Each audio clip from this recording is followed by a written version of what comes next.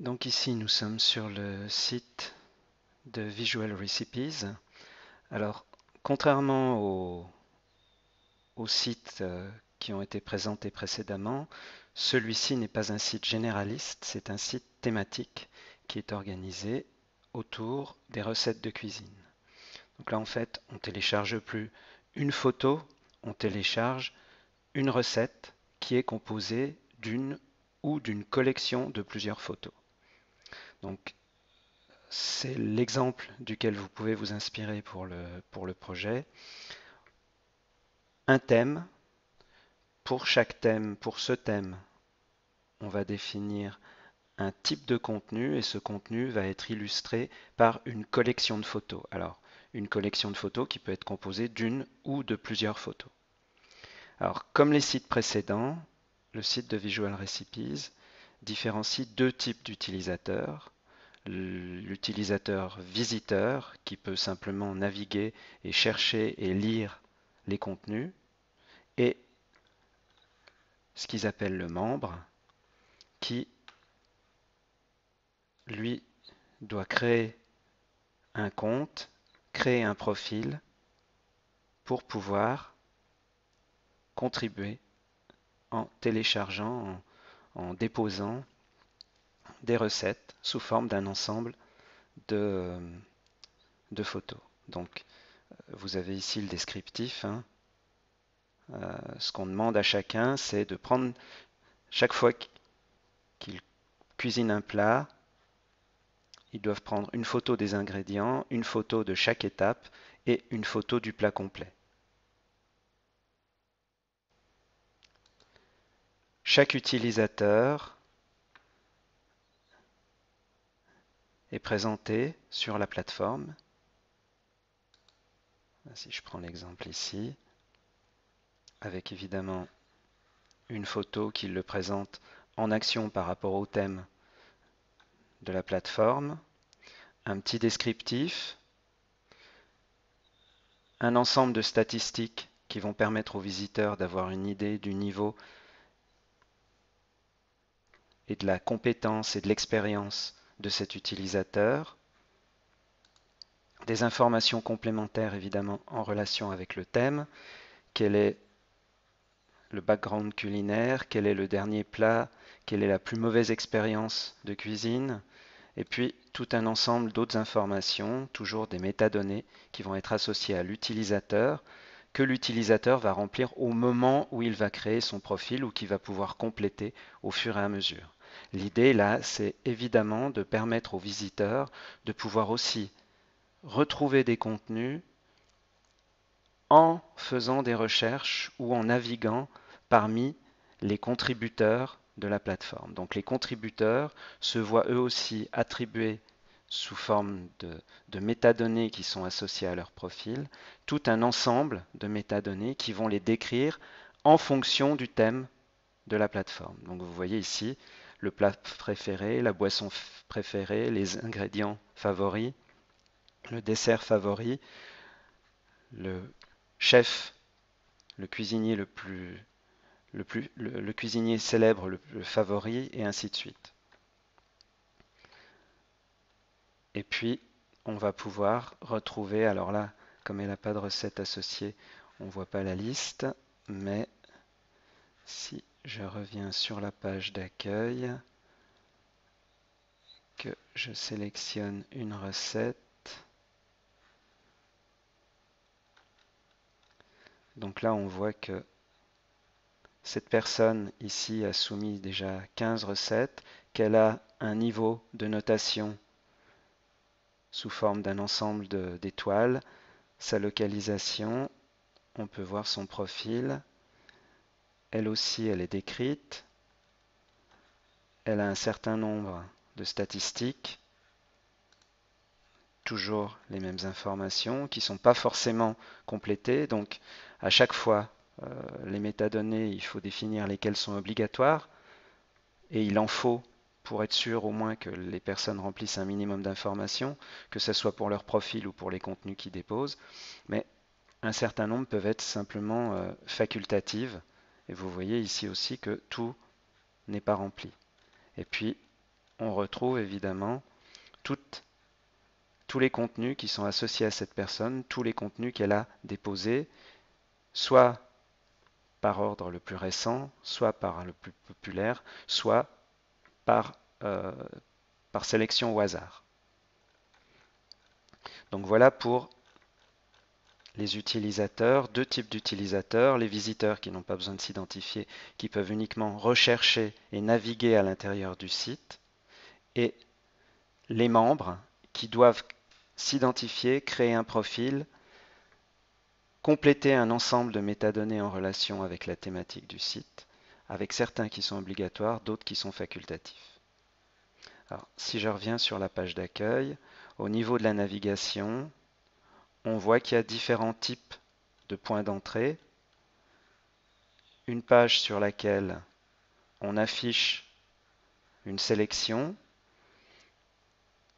pour tous les plats, ensuite par type de plat. On va pouvoir aussi évidemment faire une recherche par les plus récents, les plus populaires, par tirage au sort. On va aussi avoir évidemment la possibilité ici de faire une recherche par mots-clés. Ces mots-clés vont être recherchés à l'intérieur des métadonnées qui sont soit associées au profil des membres, soit associées aux photos qui ont été déposées et qui représentent une recette de cuisine.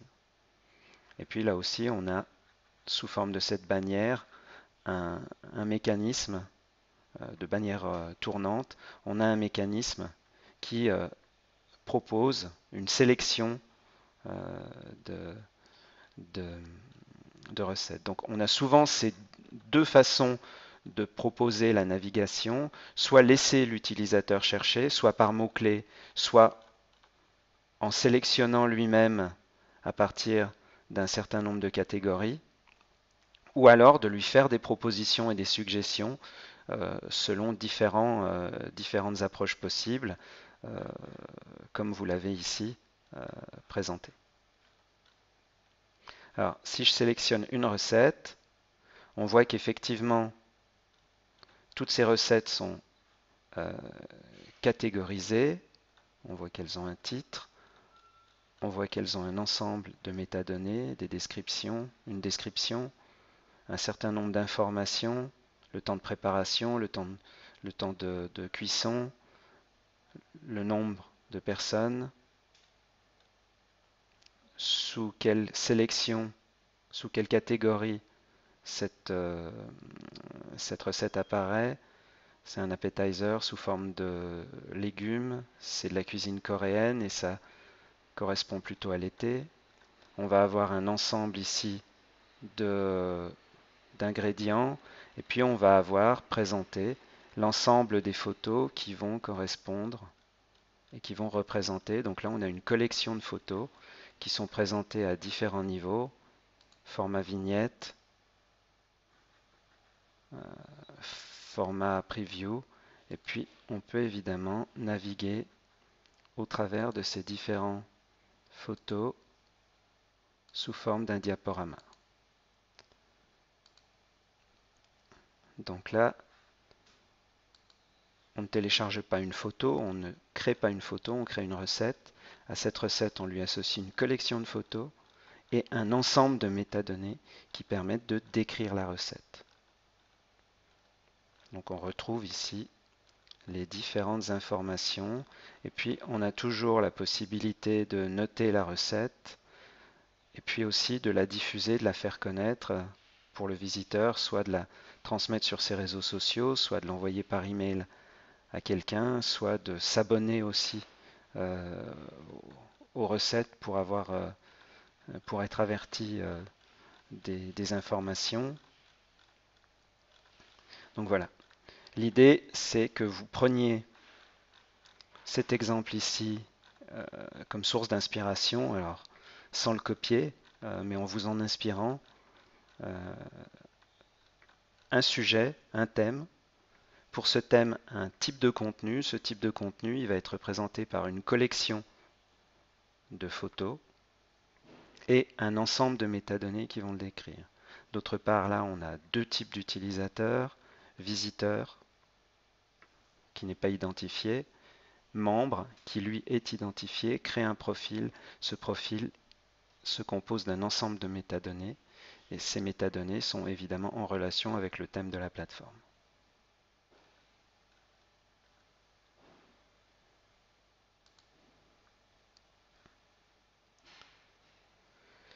Avec évidemment tout un ensemble de contenus supplémentaires comme par exemple des forums qui permettent de créer un sentiment de communauté, par exemple un forum dédié aux nouveaux membres qui puissent poser des questions pour savoir comment fonctionne la plateforme ou des questions plus thématiques par rapport au thème, au sujet de la plateforme. Donc on peut avoir en plus à côté tout un ensemble d'outils qui vont permettre de créer une communauté qui va pouvoir échanger autour du thème de la plateforme.